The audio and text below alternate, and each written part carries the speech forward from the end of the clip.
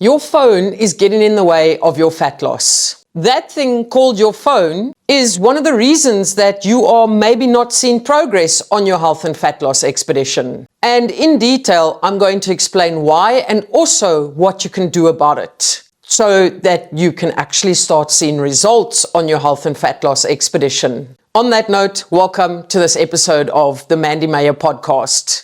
As per usual, this is the podcast where we chat all about your health and fat loss and all about how you can start seeing long-lasting fat loss results. And not only fat loss results, but also results when it comes to your health and when it comes to you creating healthier habits and a healthier lifestyle. Before we get into today's episode, my next 4-week health and fat loss challenge starts on the 13th of October and sign-ups take place on the 9th of October. Both of the challenges that I have run so far have filled up within a matter of 2 days. So you really don't want to snooze on it, especially because it might be the last challenge that I'm running for the year. If you want to familiarize yourself with the information about the challenge, there is a link in the description. Now, your phone is something that you are most likely carrying with you or something that you have in very close proximity of you 24/7.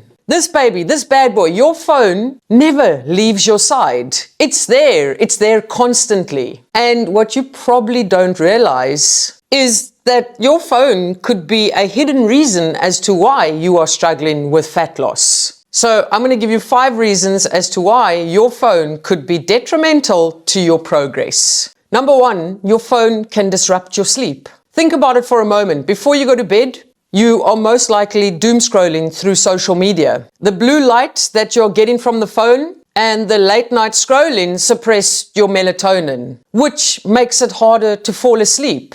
Now, some of you might be struggling to fall asleep because you've just scrolled on social media, whilst others might actually not know when to put the phone down and scroll till late hours of the night. And I'm just going to state the obvious here, but all of this causes you to have shitty sleep.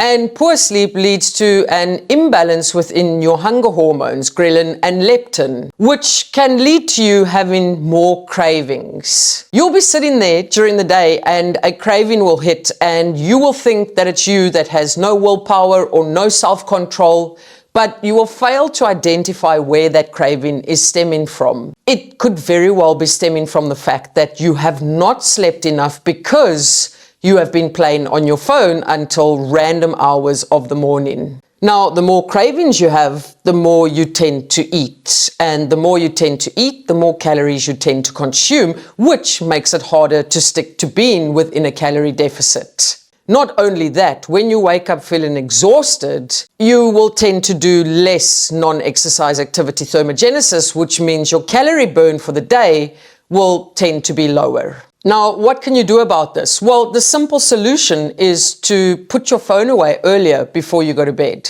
Have a rule with yourself that you are not to scroll on social media after 8 p.m. or 9 p.m. Give yourself some time to wind down before going to bed that doesn't involve social media scrolling. Set a bedtime for yourself and stick to it. If 9 p.m. is your bedtime, and 9 p.m. comes along, shut that phone down, put it away, practice self-control when it comes to that. Social media, it's made to keep you on the apps that you are using. They don't want you to leave the app. The longer you are on the app, the better for them. But the longer you are on the apps before you go to bed, it's not great for you. You are the one that needs to practice self-control when it comes to the scrolling that you are doing on your phone before you go to bed at night. Number 2, playing on your phone consistently or even whilst you're eating can lead to mindless eating. If you're playing on your phone whilst you're eating, whether it's your snack, whether it's your main meal, you are so distracted by what is going on your phone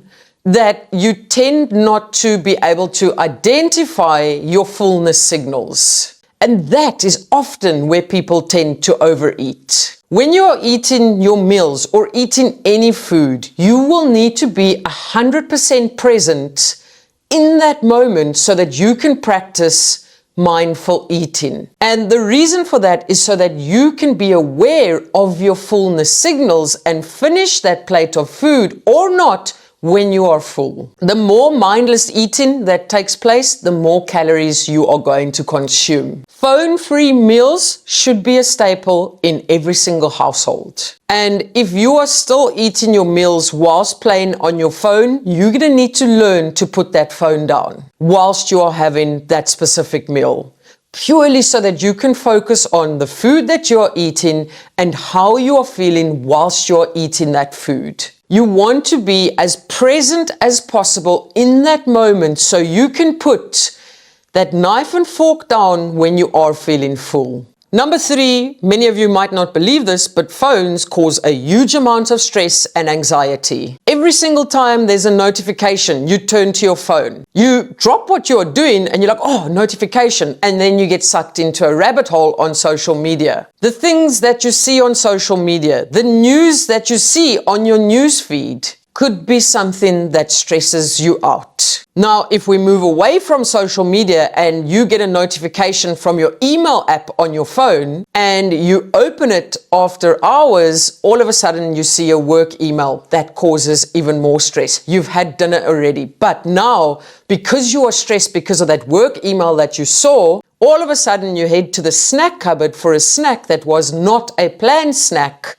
because now you want to stress eat. Again, that leads to an overconsumption of calories that were not part of your plan. If you know that certain social media accounts or social media in general cause higher levels of anxiety for yourself or higher levels of stress, unfollow those accounts or limit your time on social media. If you don't have to work after hours and you get to enjoy the evenings with your family or your friends at home and not in a work environment, turn off your work notifications on your phone so that you are not triggered every single time there's a notification that comes through. Number 4, your phones can cause you to be more sedentary. And what I mean by that is before you know it, you've been scrolling for 2, 3, 4 hours on your phones or watching Netflix from your phones or having a long catch-up chat with your bestie for about an hour or 2 when you could have used that time to move your body a little bit more. Instead of spending 30 minutes mindlessly scrolling through your phone, you can use those 30 minutes to do an indoor workout, a dance-along YouTube video, a walk outside,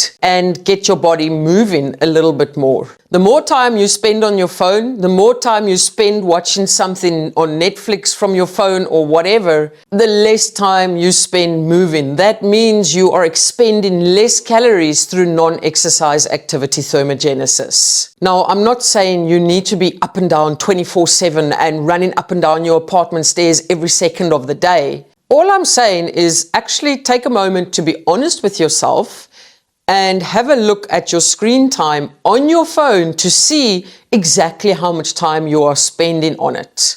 And then ask yourself, could you be spending 30 minutes here or there by doing some form of movement instead? Number 5, your phone allows you to go onto social media, and that is where you start comparing yourself to everyone else. Now, how does this affect your fat loss and how does it affect your results or the lack thereof on your health and fat loss expedition? Well, the more you compare yourself to someone online, maybe a social media influencer, the more you feel the pressure to do things a certain way. You also start comparing your body, your exercise plan, your nutrition to everyone else online, and you might feel that what you are doing is inadequate. You might also start getting despondent, and that could lead to you just giving up. I have seen this time and time again where people compare themselves to someone else online, maybe to multiple people online. All of a sudden, you then start feeling inadequate. You feel like what you're doing is not good enough. You feel like your progress isn't fast enough. And at the end of the day, you convince yourself that there's no point in doing it. I've said this over and over and over again. It is you versus you. You cannot be comparing yourself to someone else online because all you're seeing are the highlight reels. You have no idea what is taking place in the background. People online, myself included, don't share everything. We don't share the bad and the ugly. And oftentimes I don't share that not because I want to withhold it from anyone, but because when I'm going through a rough patch or a rough period or things are ugly, I just don't have the mental capacity to hold up my phone and record it and share it with hundreds and thousands of people. And that's often why a lot of people don't share the bad and the ugly, just because it's so mentally taxing already. But then still to record it all and share it with millions of people, I can't. So whatever you do, don't compare yourself to someone else online. So as you move forward, you are going to have to set some rules and regulations or guidelines for yourself when it comes to your phone. I know it can be super difficult because your phone is probably something that you use to track your progress on your health and fat loss expedition with your calorie trackers or your step trackers or just trackers in general. So you are going to have to be smart about it. You might need to set a time of the day where you log on once during the day to log your calories in advance, where you log on once during the day to log your other habits. And along with that, set a guideline of only login or login and 10 minutes of social media. You are also going to have to set phone curfews for yourself. So these would be times that you stop using your phone at night before you go to bed so that you can get better quality sleep and even more sleep. As mentioned earlier on, you are going to have to make your meals screen-free, where you can be 100% present in that moment whilst you're eating that meal. And then also turn off non-essential notifications. You honestly don't need to be notified by absolutely every single app on your phone, because I know what happens. You get a notification from an app that you haven't used in ages. Your phone makes a noise, ding, ding. You pick it up, you look at it, and all of a sudden you're not even in that app that sent you the notification, but you were distracted by it, picked your phone up, and now all of a sudden you are doom scrolling. A lot of you will know I've just written a book. Yes, I'm a published author. It's absolutely crazy to say that. Anyway, when I was writing that book for the several months, my phone was on Do Not Disturb. I would block out hours in the evening where I would sit down for about 3 to 4 hours every single evening leading into the night to work on that book. My phone was on Do Not Disturb. The only people that could get hold of me were my mom and dad, and that was in case of an emergency, because I knew if I had to get a WhatsApp message or I had to get a notification, all of a sudden I would be distracted, and there goes 3 to 4 hours of a work block that I have now wasted. And I do this on a regular basis. I put my phone into sleep mode or do not disturb mode so that I can actually get shit done. So if you are serious about it and you are serious about making changes, and you know that your phone is something that leads to a huge amount of distraction, or it leads to you not sleeping well or being mindless when you are eating, or that it stresses you out, you are going to have to take control and actually start working on a way forward where your phone isn't so problematic.